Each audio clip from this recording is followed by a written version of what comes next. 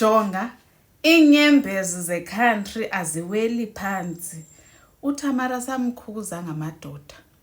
UTamara samkhuza sathi yeka lento yokuthanda amadoda kangaka kude caca uba awunandaba nathi thina bantu besifazane.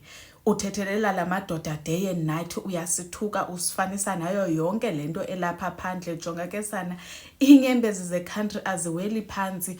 UTamara ujikelwe yintoni? Ujikelwe yi-boyfriend yakhe. Allegedly le boyfriend lena iyamchithela, imbukanisa nelizwe ke sana, because kuthiwa i-boyfriend ivuke nenesithizeni. So uTamara nansi ke i-audio yakhe etrendayo. Maskeni siyimameleni sonke guys kunye ne. Uzongitshela ukuthi nezolo ubuzomekile ke. Yazi mfethu angazi. Yazi kahle mina sengikhathele, angisazi kumele ngithini. Wena ngoba ngiyakubona ukuthi wena uyibeka wena phambili, mina ungicabangeli ukuthi ngizozizwa kanjani. Yazi mfethu mina yazi ngendlela engiphatheke kabi ngayo, ngikhathazekile mina ngawe wena nje awutshengisi lento yenzayo. Angikuthole efonini khona lapho ngiyezwa kuthiwa ubonakele ama-parking kodwa uyibamba ifoni yami. Ubunazo futhi lezi hlezi uhamba nazo ngoba ayisali nalo mngane wakho hlezi uhamba nayo. Vele ngithi ngiyazi vele ukuthi uyena vele uhlezi kufakela amantombazane, ngiyazi uyena uhlezi kufakela. Njengamanje ke mina ke ngikhathazekile, ngiyagowisha usuku bonke, angilele, ngicabangana nawe, angikhona ukulala because angikwazi ukuthi la ukhona ukanjani, usafe noma kwenzakalani ngawe. Awuyicabangele ongicabangele nami ukuthi ngizizwa kanjani, because uyazi sonke isikhathi ngihlezi ngikhathazekile for wena kodwa wena awukhathazeki for mina, awungikhathazekeli. Kungani vele? Akwazi ngihlukumeza shame. Yazi angisafisa ukuphila kulo mhlaba. Sengiyabona ukuthi akubalekile ukuthi ngiphile kulo mhlaba ngoba wena vele ngithi ngithembe wena. Kodwa manje wena futhi nje awutshengisi ukuthi nje wena uyangikhathalela mina ngendlela engikhathalele ngayo. Mina ngiyizelela manje. Kwamanje ngiyazelela.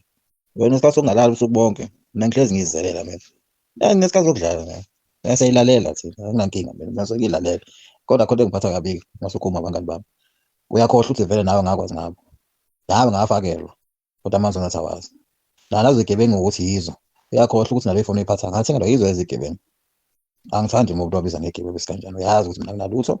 Uyazi imali ngithola kulabantu. Manje lenza ngayo ngathi awazi manje. Wavuma manje sokuyinkinga futhi yabo. Yabona nje mfethu. Mina ngiyayizelela mfethu, ngeke. Ngiyazela nje kunasikhathi ngiyazela. Wena uma uzohlala usuku bonke kwiwalishe ngami ngilele, mina ngiyayizelela. Why vele ungangifoneli bese kwenza lento yakho le mavoice note okwenza la? Imagine guys ube yi-brand ambassador of uba ne-value and then kuphume into ebuhlungu kangaka ngawe. Ndiyazibona zonke ezinye izinto ezitsho ngumfana, but nimvile umfana esithi wandifumana ndinabo aba bantu babini. Wathi when uya-understanda, wangena as an understanding girlfriend. Iphi value ke nontombi apho? Because wena wangena as someone who understands into yoba indoda le inenesi iphinde ibe nomnye umntu. Aba bantu bobabini are taking care of indoda le yakho. Hayi sana, hayi izinto zimane ukwenzeka. On a serious note guys, kukhona ke abathi kwi-comment section, hayi uTamara uyayithanda kakhulu i-attention, asiqondi ba yena wonke umuntu wevelu angadlalwa indoda to such an extent into ba angathi yena ufuna uba makachabalale kweli lizwe. But it honestly cannot be uTamara. Maybe someone else, but it most definitely cannot be uTamara. Nizokhumbula ba uTamara unomntwana apha kulo mhlaba esikuwo guys. So why would she choose indoda over umntana wakhe? Because kaloku yena i-value uyixabi i-value yakhe is higher than higher. Why would she want to choose indoda over umntana wakhe guys? Furthermore khona ke abathi yo ngaske siphiwe i-account number yalo mfana as i-South Africans sike sithi thank you. Yini uTamara wasiphatha kabuhlungu kangaka singo baby mama? Okay, ndiyababona abanye ke abantu besifazane singo baby mama in South Africa.